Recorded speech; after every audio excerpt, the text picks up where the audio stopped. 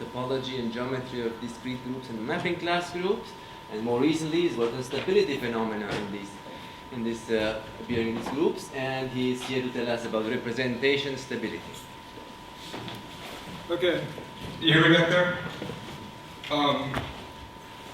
Thanks to the organizers for running this great conference. What I'd like to do in the next 45 minutes is to report on a project I've been working on for the last few years, primarily with Tom Church at Stanford and Jordan Ellenberg, who's a number theorist at Wisconsin. And the general overview, it's kind of importation of representation theory into the study of homological stability, which is a method, an old method going back to the 50s in topology, and we call it representation stability. It's really a kind of method, a vocabulary, a philosophy, and most importantly to me, it has many, many concrete applications, and it's telling us new things about configurations of like points on a genus 2 surface, about polynomials studied in algebraic combinatorics, so sort of all over mathematics. And I'll just refer to my paper by the same name, representation stability. There have been a lot of recent advances, in fact some very recent advances, and I'm not going to have time to talk about them. What I decided to do in this talk is to tell the story of sort of the discovery of this phenomenon. And I thought I would do it. I thought I would do the following method. There's this theory, it applies to all these examples, all over math, but I want to demonstrate to you, I'm picking the simplest example, basically. The very simplest example I can. I'm going to follow the entire talk with this one simple example, but hopefully I hope to demonstrate like the incredible richness of the theory by just telling you about one example. And also, we know the most about this. Okay.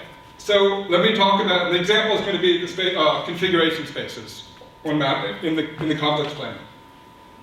So let me start out with the connected manifold M, and whoops, there we go.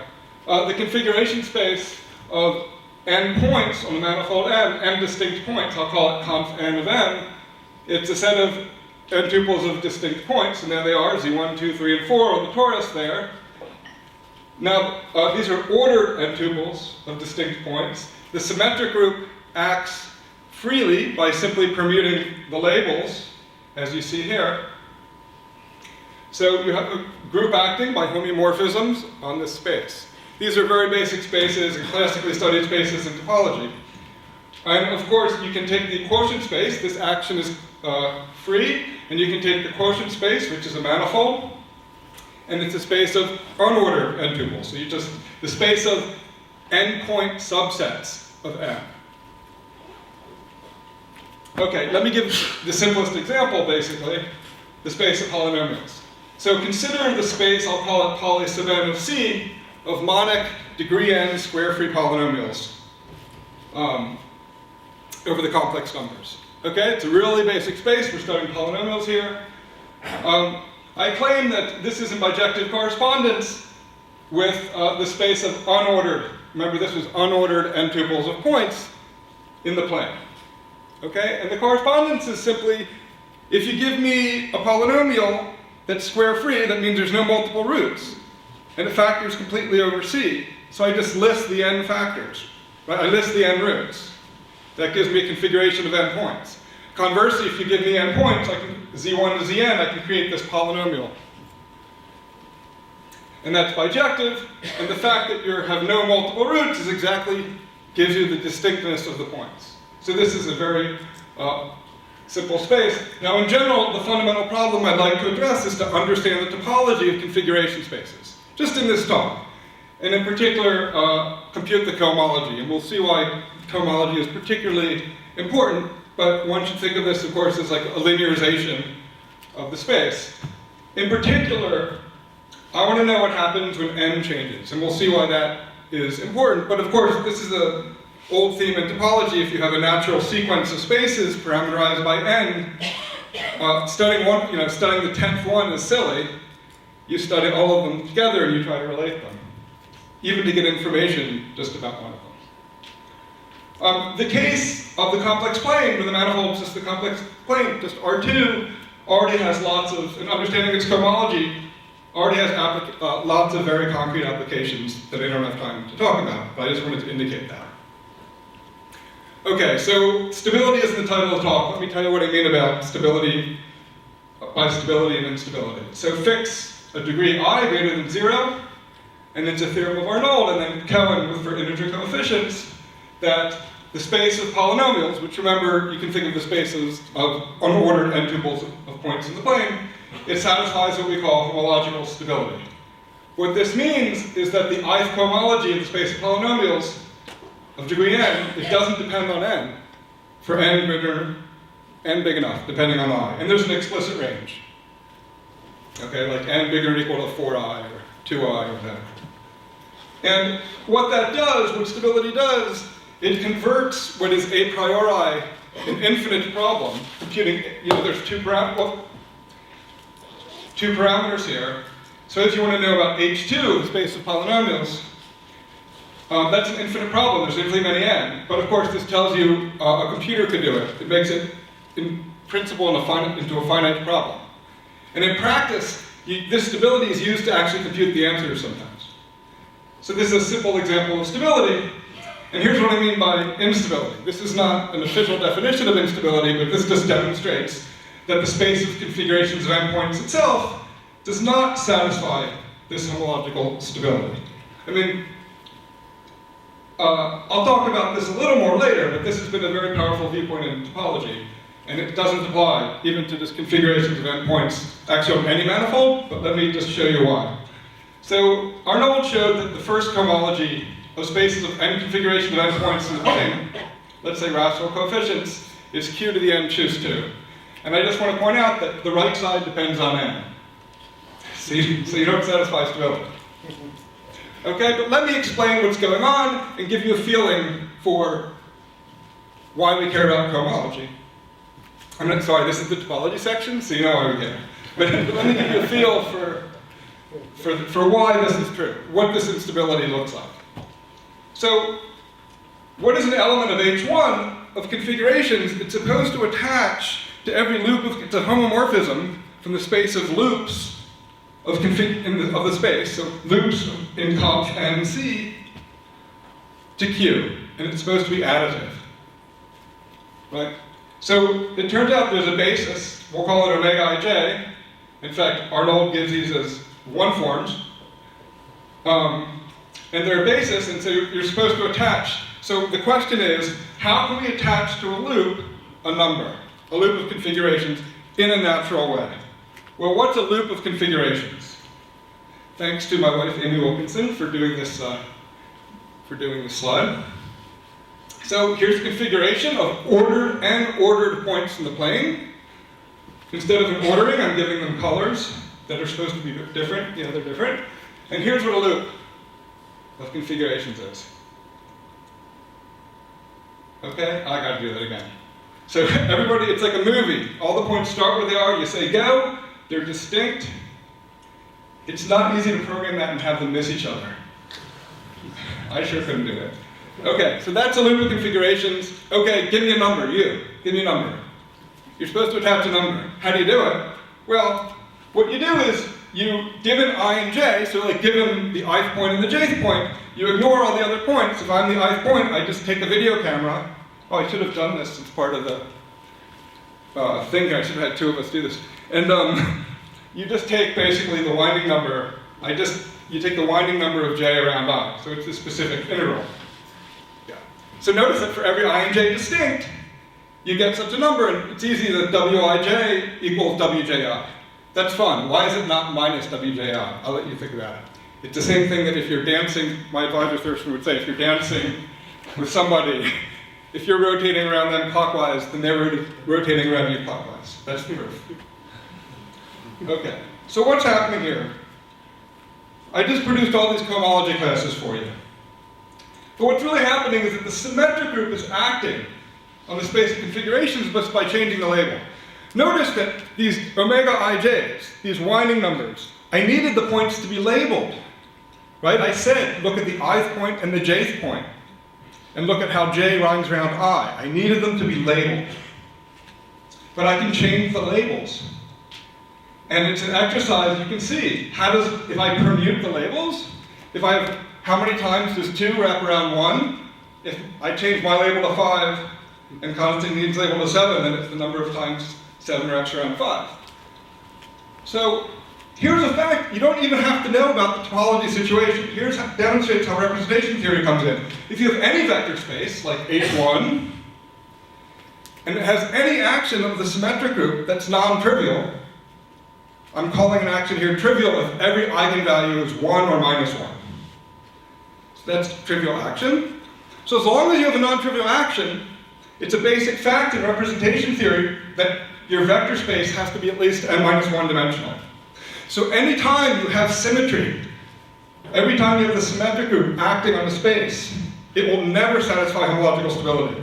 So that powerful method in topology, which is really wonderful, powerful, it sort of never applies whenever you have any symmetry. And symmetry, it does occur in math, as people know. Okay.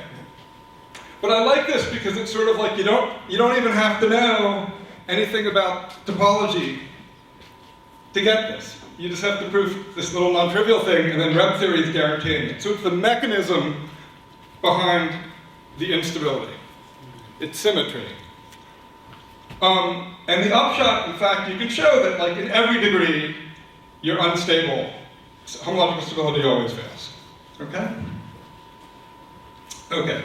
Of course, what we should really do is look at these vector spaces as representations of Sn. And when I say representation today, which will just be of the symmetric group Sn, I mean just the symmetric group acting by linear transformations, invertible linear transformations, or an n-dimensional, let's say, rational vector space.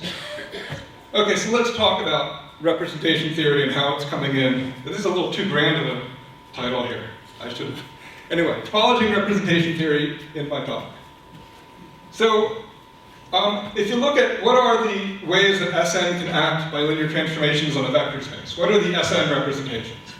Well, the theorem is, and it goes back to, it's Moshka's theorem and Young and a bunch of things combined, basic representation theory says that any vector space where you have Sn is acting, it's a direct sum over lambdas, which are d tuples of numbers. D doesn't have to do with n. This is slightly, for people who actually know what the Sn representations are, I'm using terminology from the 1930s, Murnaghan's terminology, for good reason, you'll see later. But it's d tuples of numbers, decreasing list of numbers.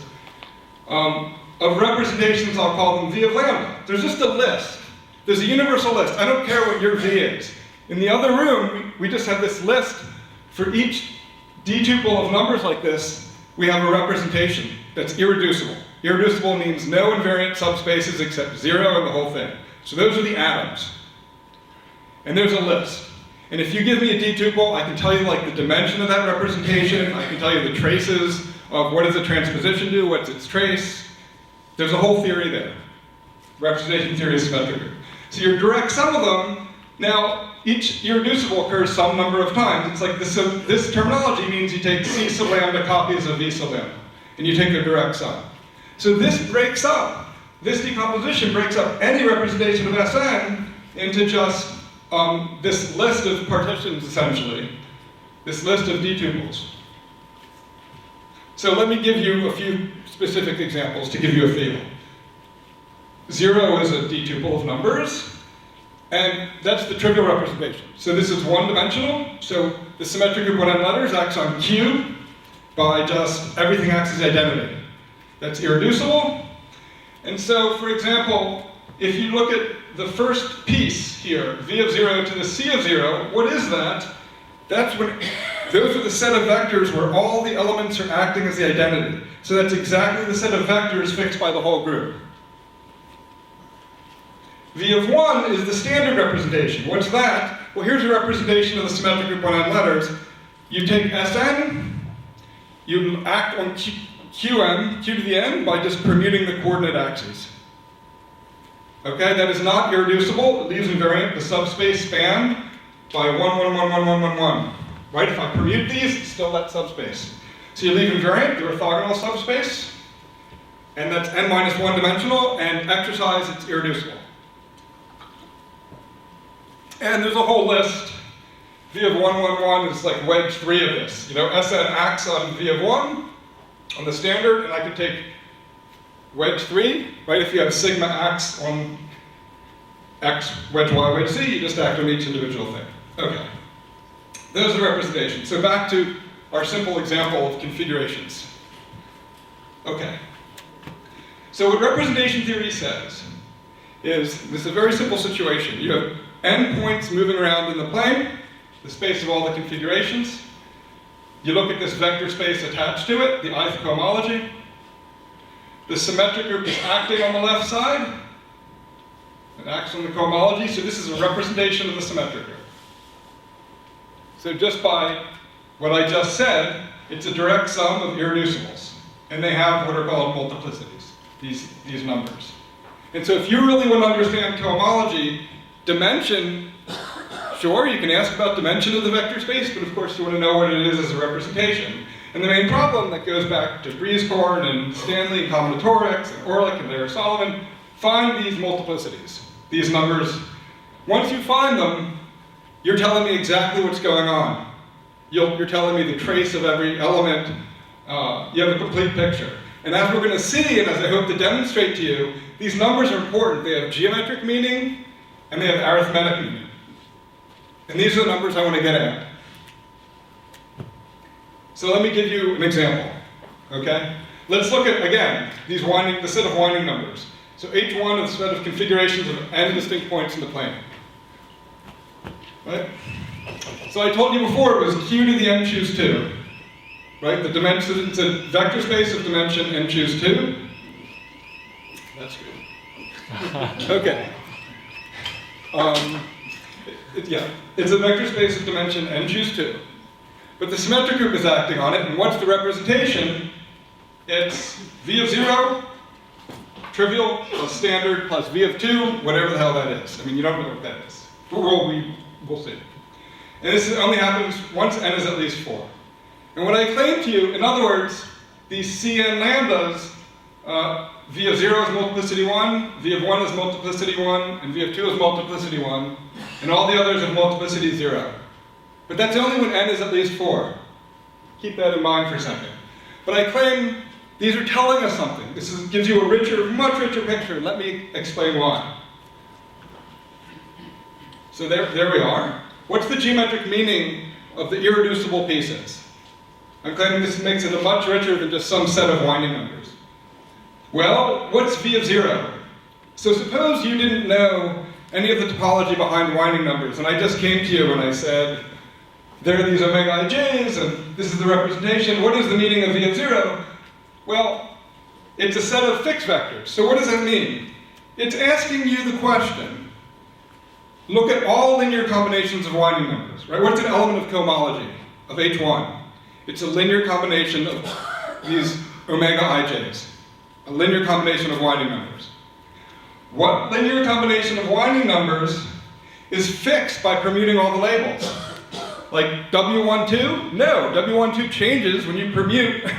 If 1 and 2 are moved off, it changes. Of course, what it is, it's the sum of all of them.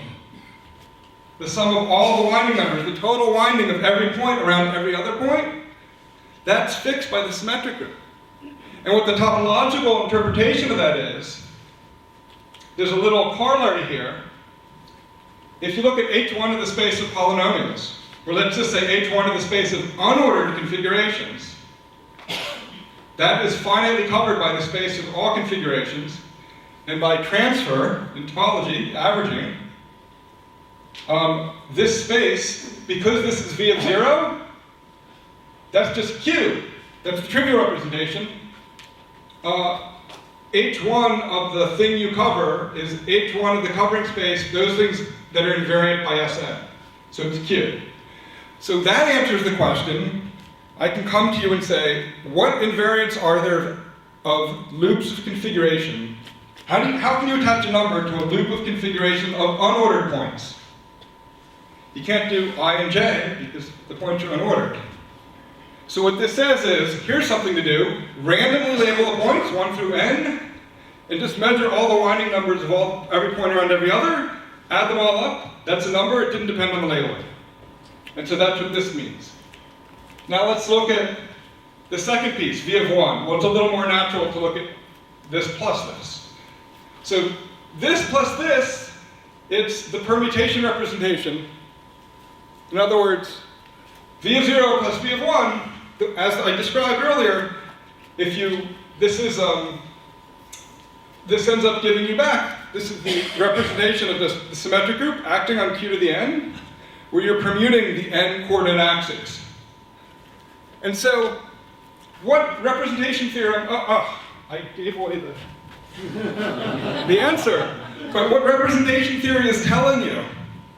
It says, you know what, this should be natural. V of 0 plus v of 1 should have some geometric meaning. What is it? Okay, you're looking for n vectors in H1 that are permuted according to sigma times u of 1 is u of sigma of 1.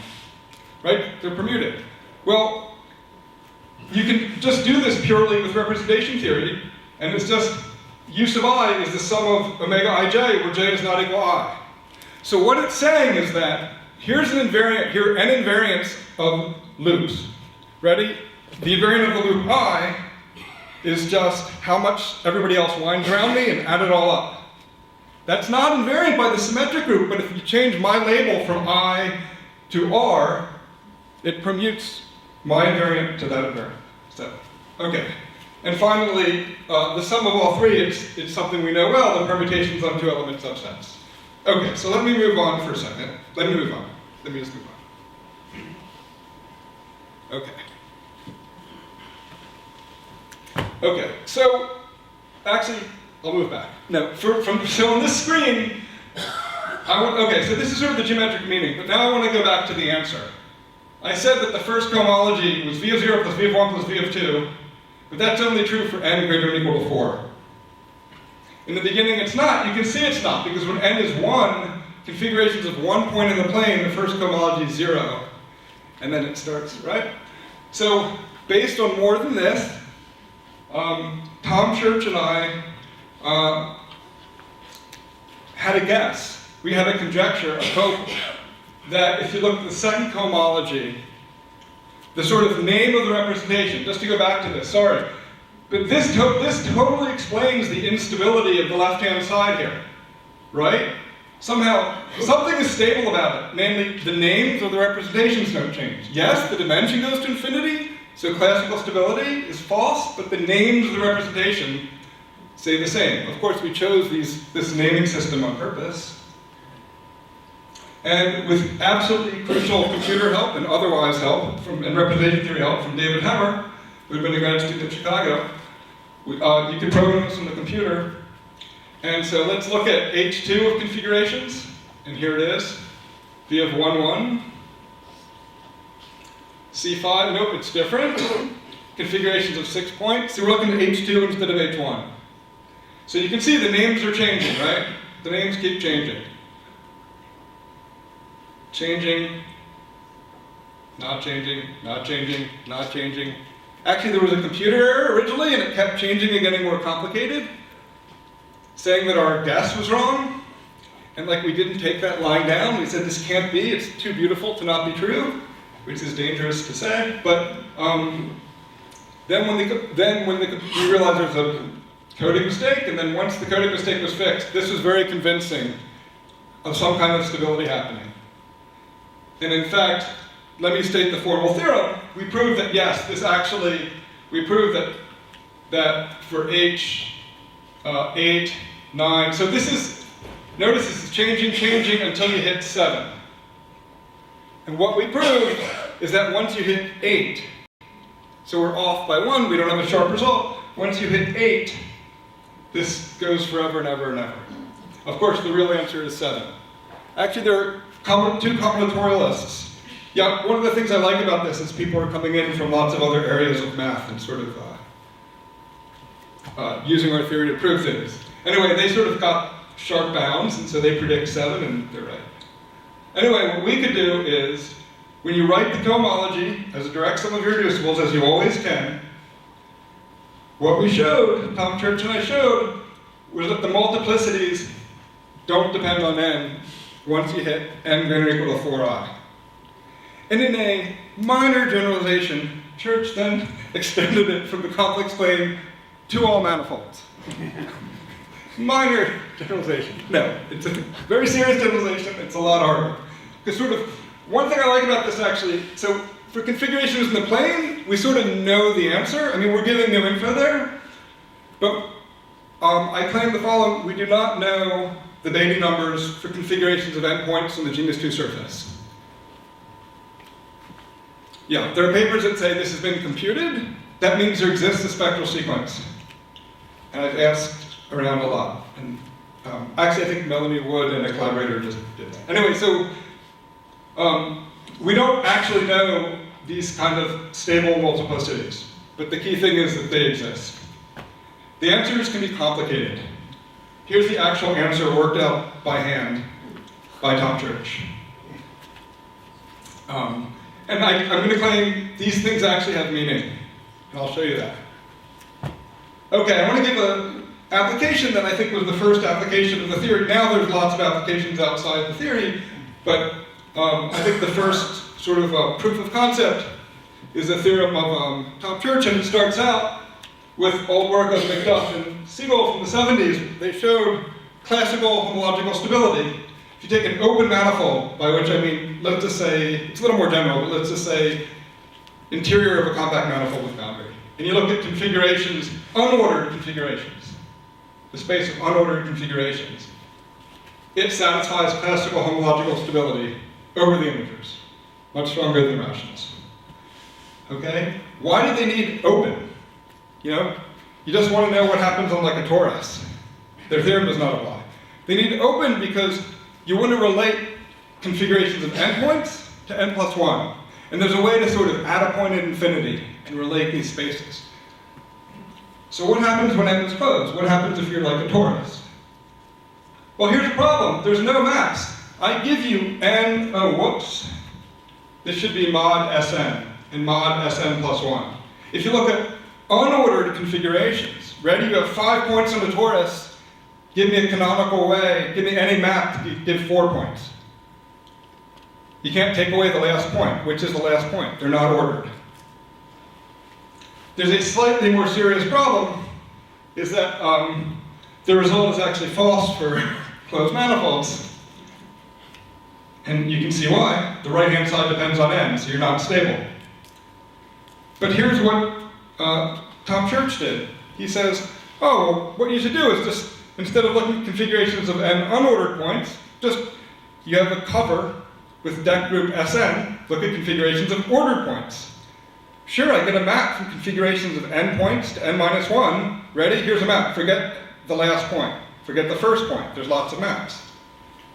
Unfortunately, we know you don't satisfy homological stability.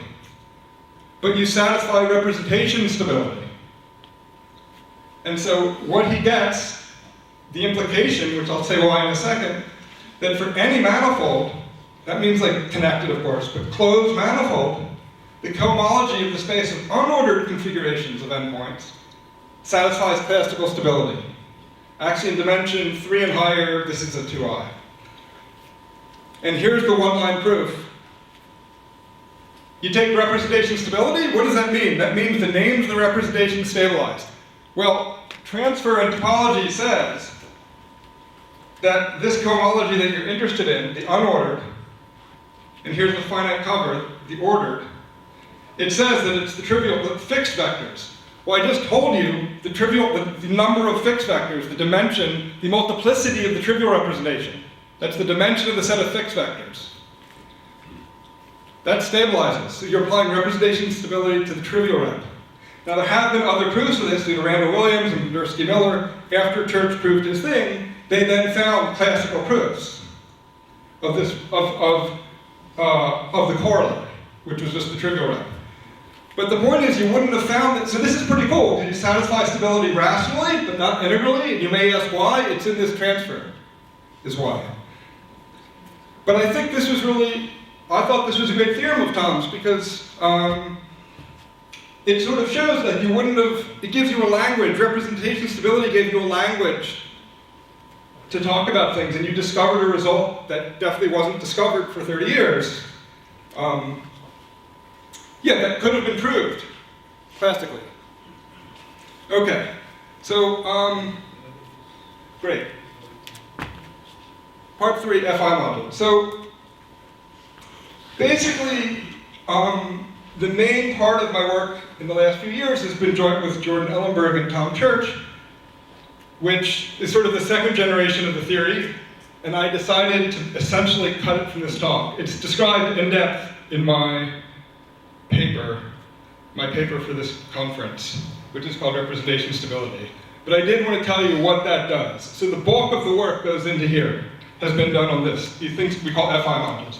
And what this theory does, it converts a sequence, this infinite sequence of representations, and there's maps between them and all this complicated information into a single mathematical object.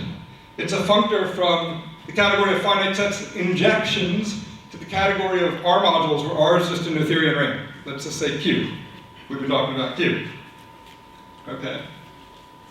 And injections go to linear maps. And self-injections, gee, what are the self-injections from 1 to n? Hey, that's a symmetric group.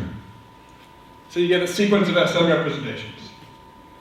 And we converted this multiplicity stabilizing is now converted to something that's a finite generation condition. And just the word module, once you realize that you should think of this like a module, you try to prove things about modules. For example, you have quotients, there's a notion of tensor products.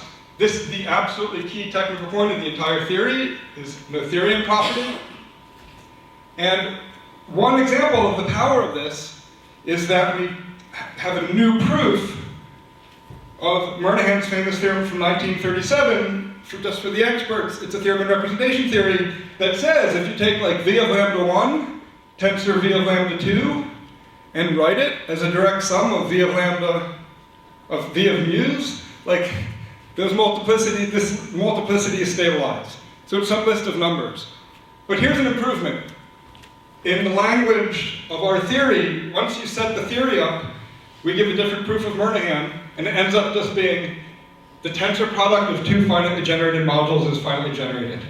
And I think you all know how to prove that, and the proof is just as hard, just as easy. So it becomes like a structural thing. Instead of the theorem about an infinite list of numbers, it just becomes like a structural feature of the theory. And I do want to mention work with Rohit, the three of us, with Rohit and Nagpal, where we extended the theory to characteristic P. So vector spaces and characteristic P, and from this we deduced, we got all these theorems about Beatty numbers of configuration spaces with coefficients in FP, and homology of arithmetic groups. There's lots of applications. But let me just tell you, I'm thinking like 3 applications. So here's 3 applications. Let Vm be any one of the sequences of the following. So here's an example from topology that we've been studying. Here's an example in algebraic geometry, the space of degree I polynomials. You look at this beautiful variety, these ranked varieties, this variety of n by n matrices that have rank at most d, and you let n get bigger and bigger.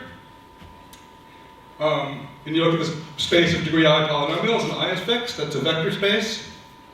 And here's another sequence of vector spaces that's been intensely studied in algebraic combinatorics. Basically, the symmetric group acts on, you have R sets of n variables. The symmetric group acts diagonally, and Hermann Weyl figured out these multi-symmetric polynomials, which ones are invariant by Sn, you mod out by those. Anyway, this has a gradient, and you can look at dimensions. So anyway, these are vector space, sequence of vector spaces coming from different parts of mathematics. Each sequence admits an action of the symmetric group Sn.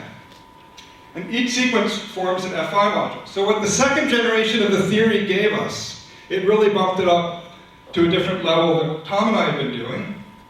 It first gives you that the dimension, so most of these spaces, except for very special examples, the dimensions of these vector spaces are not known. Like here, has a grading, and like the 2, 3 piece, like, I think is not there. Was not. I mean, any individual one you could have a computer do. But we proved that these vector spaces are eventually polynomial. The dimension grows eventually like a polynomial, and we have bounds in the polynomials. Much more, I think, important, much more important and sort of deeper is you can look at the characters of these representations, and it turns out they're polynomials in cycle counting functions for Sn. We thought we had discovered these kind of cool, I guess I don't have time to talk about this, but anyway, these go back to Frobenius. We were calling them Persinomials because Percy Diaconis said, no, I discovered them. And we said, okay, we call it, and then we realized it goes back to Frobenius, we found. Anyway. And this is much more sophisticated. When you put in the character of the identity, you get dimension. But the biggest open problem, I think, to me, one of the most important open problems in this general area of research is to actually find these polynomials explicitly. Because computing them, as we'll see, has very specific applications. And they contain a lot of information. Okay, and so let me demonstrate that. So here's an application, a paper we came out with maybe a year ago. It's joint work with Tom and Jordan. Tom Church and Jordan Ellenberg. And I'd like to just show you one example today of how this phenomenon of representation stability, of the names of representations stabilizing, of cohomology groups stabilizing, is reflected in counts, in sort of the combinatorial statistics of counting points on algebraic varieties. And I'm going to concentrate on, again, a very simple example, the space of polynomials. I'm slightly disturbed by this. This is supposed to be the space of monic, degree, and you're supposed to fill it in. Monic, degree, and square-free polynomials. I hope the rest is not like this. Yes, the rest of the talk. And it's a classical fact that this thing is an algebraic variety.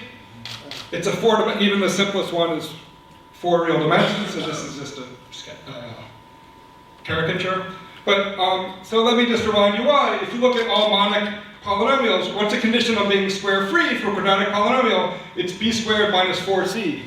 Does not equal 0, right? That's a quadratic formula. And that's an algebraic variety. And the cool thing is that, and of course this is the discriminant, and the cool thing is that the condition, and here's the condition, the cool thing is that for any polynomial of any degree, the condition of not having repeated roots is itself polynomial in the coefficients. And this is the theory of the discriminant, it goes back to J.J. Sylvester. Those polynomials are extremely complicated, as you can see. But what's cool is to tell whether you have distinct roots, you don't have to actually find the roots. You just have to tell me the coefficients, and I plug stuff in. Okay, great. Okay, so this guy is an algebraic variety. And let me just recap what we've talked about in the example of the space of polynomials. We have the space of polynomials, square-free polynomials of degree n.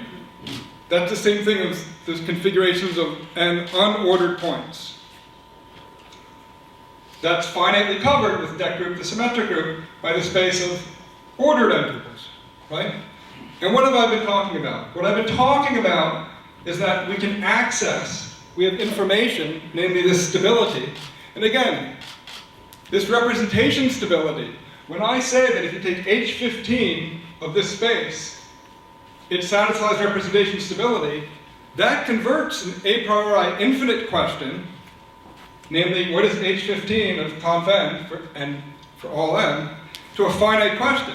And we can use that to compute. And we do. So we have access to what these cohomology groups are as representations. That in turn, by transfer, gives you access, this is just a general thing about covering spaces, and with rational coefficients, it gives you access to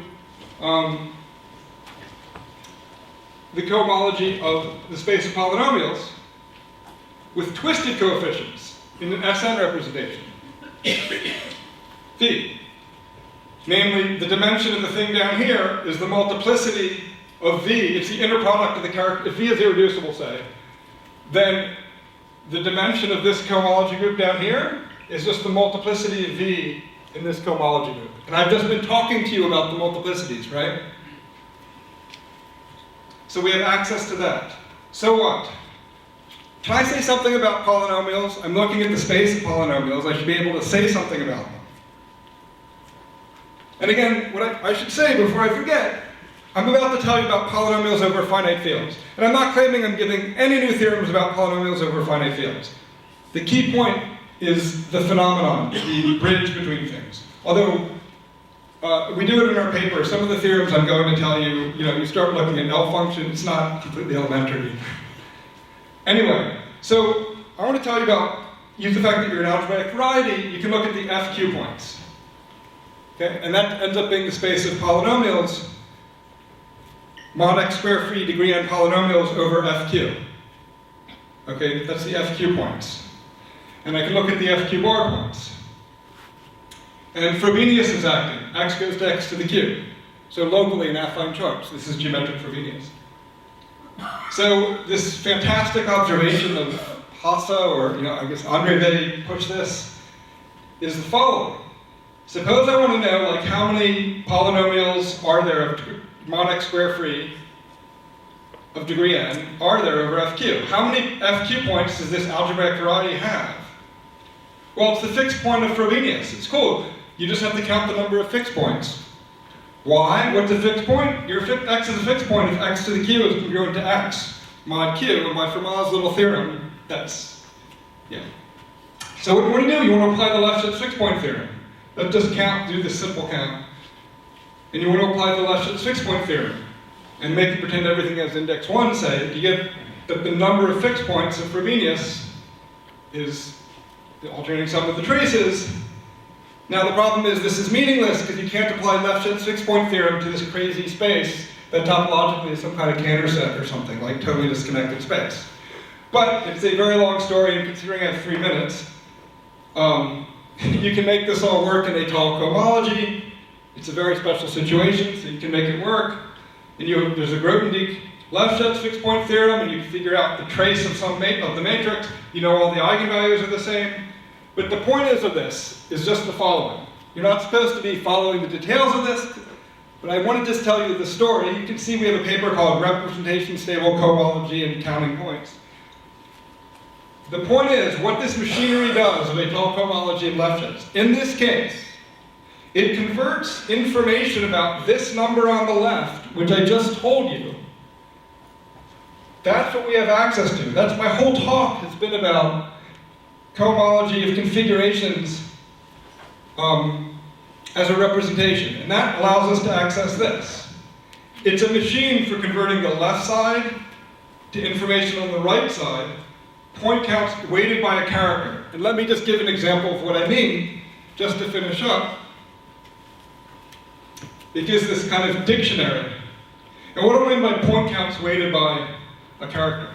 Well, here's a point count. You have the space of polynomials of degree n over FQ. I can count them. I weight each of them by 1. Now, suppose I want to know something like, what's the expected number of linear factors? You give me a polynomial of degree n over FQ. You look at its roots. Some of its roots lie in FQ, some don't. Just like you have some real roots or some complex roots, right? Some lie in FQ, some don't. How many do you expect? Well, let me add up all the total amount of roots that lie in FQ and average. So let me just give this kind of dictionary what it produces. And you can look at my paper for details of why this is true. So what this dictionary does, for every time we can figure out the multiplicity or the inner product of a character, let me just say the multiplicity of a representation in this cohomology group, which is what representation stability is about, we can tell you something about a point count. When you plug in the trivial representation, it gives this count, which of course you can do by hand. When I plug in the standard representation, it tells you the expected number of linear factors is this. For each fixed n, it terminates at this finite place, we get an exact answer. But the point is, with representation stability, the fact that the names of these representations stabilize here, you can see that in the number, I can say, like, what's the number of expected linear factors? Expected number of linear factors of a degree n polynomial over fq. That expected number of linear factors, like, formally converges as n goes to infinity to a formal power series. Proof, rep stability, gives that. And not just for this kind of statistic, but for infinitely many different ones. Any kind of statistic that only depends on sort of the cycle types of polynomials. So very broad class. We have a general theorem, you converge to a formal power series. What does that power series mean? I don't know. I think that's a good question. Finally, and here's something that I haven't seen before, so the stable range, mean when do you stabilize? It turns out how much stable range you have is the rate of convergence of this. So I haven't seen that before, where the actual number of stable range really matters to give you very explicit information. Okay, I am out of time, so thank you.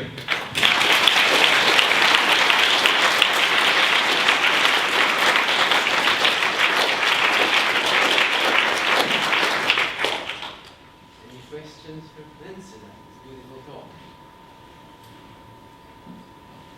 So when you go to characteristic P, can you get new information about the representation theory of the symmetric group in characteristic P or recover another? Okay, so the question was, when you go to characteristic P, can you get new information about the symmetric group?